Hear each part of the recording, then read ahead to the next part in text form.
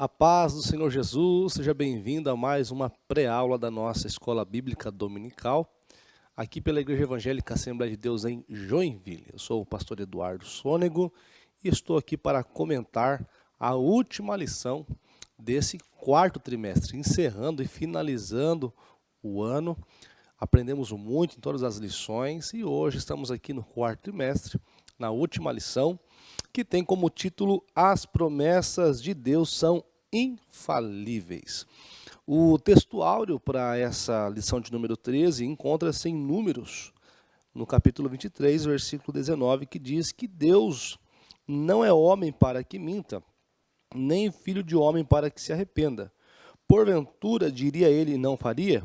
Ou falaria e não confirmaria? Esse é nosso texto áureo.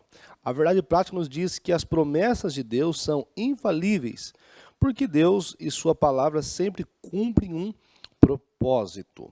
A leitura bíblica que será feita em classe está registrada em dois textos distintos. Salmo de número 102, os versos 25, 26 e 27, e também 2 Pedro, do 2 Pedro, capítulo 3, versos 8 ao 13.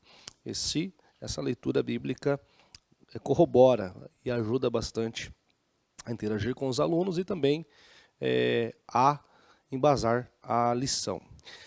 A nossa introdução diz que a Bíblia revela atributos exclusivos de Deus, sua onipotência, sua onipresença, sua onisciência, e o que enfatizaremos nessa lição é a sua imutabilidade. Por isso, ele não falha em suas santas promessas, tanto no Antigo quanto no Novo Testamento. A infalibilidade de Deus em suas promessas é um tema de grande valor que fortalece a nossa vida espiritual e aprofunda o nosso relacionamento com Deus. Como é bom estar seguro, entendendo que servimos a um Deus infalível, ou seja, um Deus que não falha. E você que está me ouvindo pode talvez se perguntar, mas como é possível acreditar num Deus infalível diante de tudo que acontece no mundo, diante de tantas tragédias, diante de tantos acontecimentos negativos que acontecem no mundo? Como acreditar num Deus infalível? Justamente por isso. O fato é que Deus é infalível, o homem não. Existe até uma frase que diz, por que coisas ruins acontecem com pessoas boas? E aí a frase termina dizendo, isso aconteceu somente uma vez lá em Jerusalém, quando Jesus veio ao mundo. Ele sim era uma pessoa boa, uma pessoa perfeita, e aconteceu coisas ruins com ele. Fora Jesus, todos nós somos falhos. O texto de Romanos diz que todos pecaram e destituídos estão da glória de Deus. E é por isso que nós vamos trabalhar esse aspecto desse atributo de Deus, esse atributo intransferível de Deus, que é a sua imutabilidade. O tópico de número 1 nos diz, Deus é infalível. O subtópico número 1 diz a infalibilidade de Deus. O Salmo 102 revela a autoridade de Deus, exemplificada pelo seu governo sobre a criação. Contudo, o salmista faz o contraste entre Deus e sua criação. O que há na criação um dia passará, envelhecerá e mudará, mas o Criador não muda, ele permanece para sempre. Deus, ele é um ser atemporal. Existe uma filosofia que percorre aí os campos teológicos, chamada de teísmo aberto. E o teísmo aberto crê num Deus temporal, ou seja, um Deus que caminha com o homem no tempo, um Deus que ele é surpreendido por ações humanas, e diante dessas surpresas, entre aspas, Deus acaba tendo que mudar seus planos ou viabilizar uma melhor forma de corrigir aquele problema que aconteceu, que na concepção do teísmo aberto era um problema que não estava nos planos de Deus. Nós não cremos nessa ideia, nessa filosofia. Nós cremos que Deus é um ser atemporal, ou seja, Deus ele está acima do tempo. Ele conhece o passado, presente e futuro. E, inclusive, ele sabe, ele é presciente, ele sabe todas as coisas, tudo o que irá acontecer. Agora, o fato é que a razão de Deus saber tudo o que vai acontecer não implica no fato de Deus colocar as coisas lá. Deus, ele é perfeito. Deus, ele é justo. Deus, ele tem os seus caminhos, né? E a sua vontade é soberana. O comentarista diz que a imutabilidade de Deus revela que ele é infalível. Por isso que na Bíblia não há uma só referência que mostre que Deus falhou em seus planos, palavras e promessas. Ele é absoluto, infalível e imutável. Pode aparecer aparentes contradições. Pode até mesmo alguém achar ali dentro da Escritura Sagrada uma aparente contradição, algo que indique uma certa falha nesse processo. Mas nós estamos falando de autores humanos que escreveram com as suas palavras, com seus recursos, e que com certeza não conseguiram expressar com clareza, talvez, naquele momento, o sentimento de Deus, que nós vamos falar daqui a pouquinho também. Mas, todavia, nós entendemos hoje que Deus, ele é infalível e que essas aparentes contradições, elas são respondidas pela própria Escritura Sagrada, evidenciando que Deus, ele é imutável, que Deus, ele é infalível e ele continua sendo o mesmo. O subtópico número 2 diz uma promessa infalível. Em 2 Pedro 3, vemos que o apóstolo Pedro tem o propósito de responder à igreja a respeito da suposta demora do retorno do Senhor Jesus. Ele explica que o tempo de Deus é diferente do nosso, pois ele é criador e nós somos as criaturas. E o motivo de o Senhor ainda não retornar para buscar nada tem a ver com alguma falha em sua promessa, mas por sua longanimidade e bondade, pois não deseja que o ser humano se perca, né? O próprio Jesus, enquanto homem, disse que nem os anjos do céu, nem o Filho sabe aquele dia. Tudo já está registrado, né? Deus, ele sabe o tempo certo, o tempo devido. E por mais que surjam hoje especuladores, matemáticos, pessoas querendo fazer cálculos, buscando aí uma tentativa de acertar o dia da volta de Jesus, como muitos já fizeram e erraram, nós confiamos na promessa de Deus. Pode passar 1 ano, pode passar 2 anos, pode passar 50 anos, pode passar mais uma geração e Jesus não voltar. É uma possibilidade, mas o fato é que um dia essa promessa ela se cumprirá. Deus não falha, Deus não mente e as suas promessas são incondicionais. Existem as promessas condicionais e as promessas incondicionais. Promessas condicionais são promessas que dependem do meu comportamento, promessas direcionadas, promessas específicas. Se eu atender às condições que Deus estabeleceu para que eu receba, eu receberei. Mas se eu não obedecer às exigências, não receberei. Agora, as promessas incondicionais não dependem de mim, não dependem da minha ação, do meu comportamento ou não. Eu escolho obedecer para receber essa promessa. A volta de Jesus é uma promessa incondicional. O Senhor Jesus, ele voltará para buscar a sua igreja. Eu desejo estar pronto para subir com ele. Não importa a sua maneira de viver hoje, não importa como você está hoje, não importa se talvez você esteja afastado ou não, o fato é que ele vai voltar. Você estando na igreja ou não estando, agora o convite fica. Volte para Jesus, porque Jesus está voltando e ele voltará para buscar a sua noiva. O subtópico número 3 diz a palavra infalível de Deus. Ao longo da Bíblia vemos que Deus cumpre suas promessas, conforme lemos em Reis. Bendito seja o Senhor que deu repouso ao seu povo de Israel, segundo tudo aquilo que disse. Nenhuma só palavra caiu de todas as suas boas palavras que falou pelo ministério de Moisés, seu servo. Esse texto confirma a infalibilidade de Deus em cumprir suas preciosas promessas. Ele não esquece nenhuma delas. Deus, ele tem uma característica que muitas vezes falta em nós. Que Deus ele é fiel, ele permanece fiel. E a sua palavra ela não volta atrás.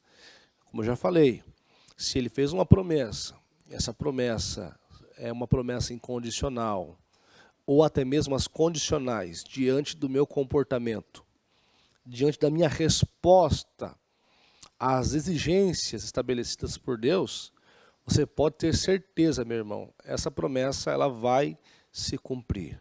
Essa promessa ela vai chegar. E aí existe o fator tempo. E o fator tempo é o que determina o tempo da promessa de Deus. O quão dispostos nós estamos a esperar, a aguardar. Eu digo isso porque às vezes passa o tempo e a nossa esperança começa a minguar. A gente começa a pensar que talvez as promessas de Deus não se cumprirão em nossas vidas. Deus havia prometido uma terra para aquele povo que saiu do Egito. E quem sabe, alguns aguardavam que chegariam cedo, né, ou levariam pouco tempo para chegar até aquela terra prometida. Mas perceba que por conta da desobediência, por conta da murmuração, por conta da falta de fé, da falta de perseverança, aquele povo demorou 40 anos. E mesmo assim, mesmo com toda esta negligência, Deus ele cumpriu a sua palavra e conduziu aquele povo até a terra prometida. As promessas de Deus são fiéis. Permaneça fiel e elas se cumprirão em sua vida. Tópico de número 2. Deus não mente nem se arrepende. O subtópico número 1 diz, Deus não mente nem se arrepende. Em Números lemos que Deus não mente nem se arrepende.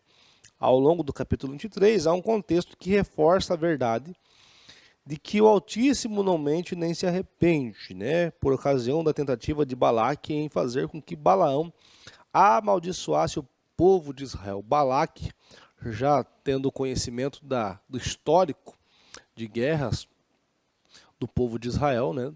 Sabendo que era um povo poderoso, pois quem estava com eles era o Senhor, ele então convoca Balaão, esse profeta, para poder então trazer maldição, para amaldiçoar, liberar palavras negativas que viessem então fazer com que aquele povo regredisse em seu potencial de guerra. Mas, quando Balaão se apresenta diante do povo de Israel para poder então lançar essas maldições, ele é interrompido por Deus. Deus não o permite fazê-lo e traz a ele a consciência, né, a realidade que esse povo era um povo escolhido por Deus. Deus já havia abençoado.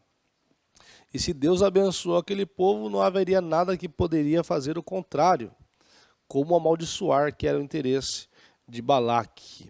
E quando ele então se apresenta a Balaque, e Balaque o interroga sobre a razão, o motivo pelo qual ele não conseguiu liberar aquela palavra negativa, o próprio Balaão confirma dizendo, porque Deus não mente e também não se arrepende. Deus não é homem para que minta e nem filho do homem para que se arrependa. Ele não se arrepende das suas promessas, ele não mente em suas promessas. Se ele prometeu, ele as cumprirá em sua totalidade, e esse texto é uma evidência clara, né, uma prova de que o nosso Deus é um Deus imutável e um Deus infalível. Agora o subtópico número 2 diz, Deus se arrependeu? E esse segundo subtópico ele é uma interrogação, né? Perceba, em Gênesis 6, lemos que Noé construiu uma arca para a salvação dele e sua família, dos animais por causa da destruição que viria devido à grande corrupção, né?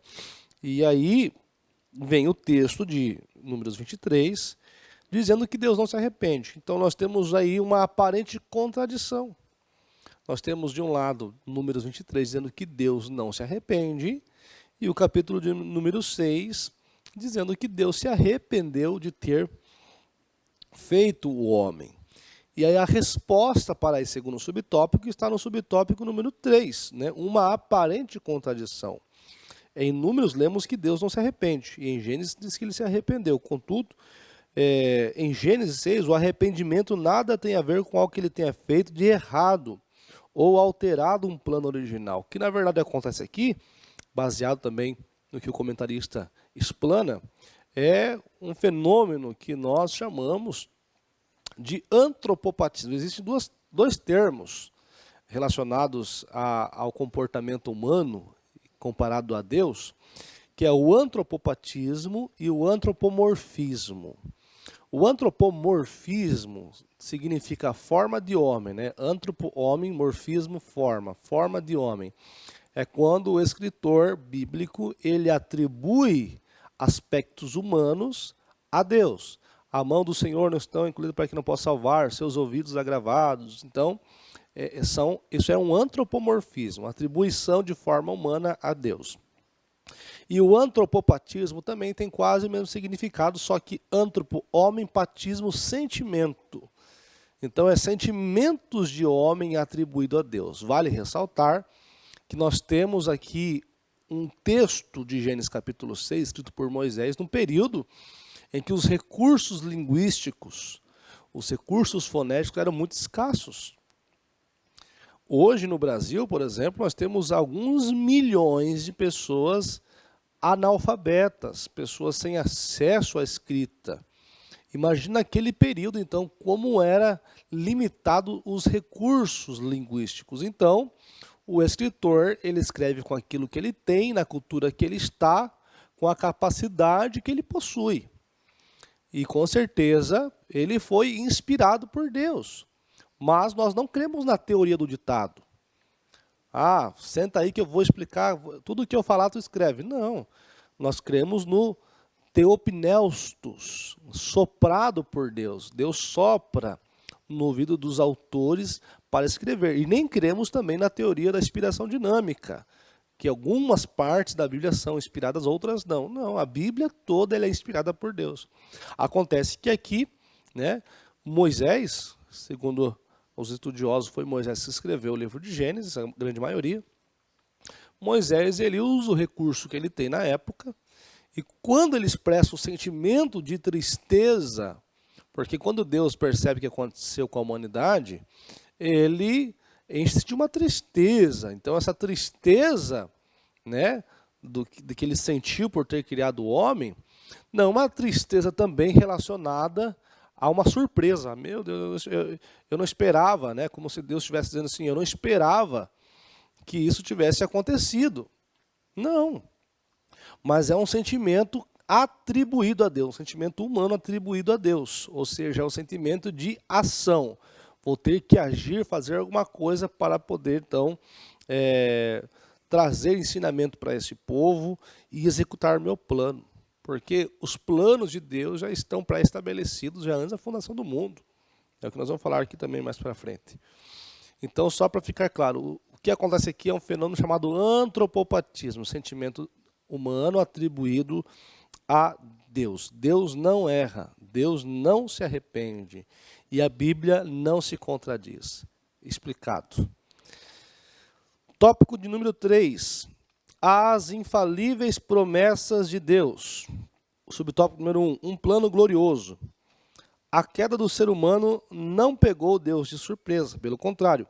Havia um plano delineado por ele desde o início, conforme lemos em Apocalipse. E adoraram todos os que habitam sobre a terra, esses cujos nomes estão escritos no livro da vida, e o cordeiro que for morto desde a fundação do mundo. Olha só. Aliás, o livro de Hebreus também cita que o cordeiro já estava imolado antes da fundação do mundo. Ou seja, quando vem a queda humana não é uma surpresa para Deus. Não pega Deus de surpresa e faz com que agora eu vou ter que fazer um plano B para corrigir esse problema da queda do homem. Não. O cordeiro já estava sacrificado. Já estava imolado antes da fundação do mundo. Antes que o mundo fosse criado, Deus já conhecia você, meu irmão. Deus já sabia quem você seria. E tinha um plano para a sua vida.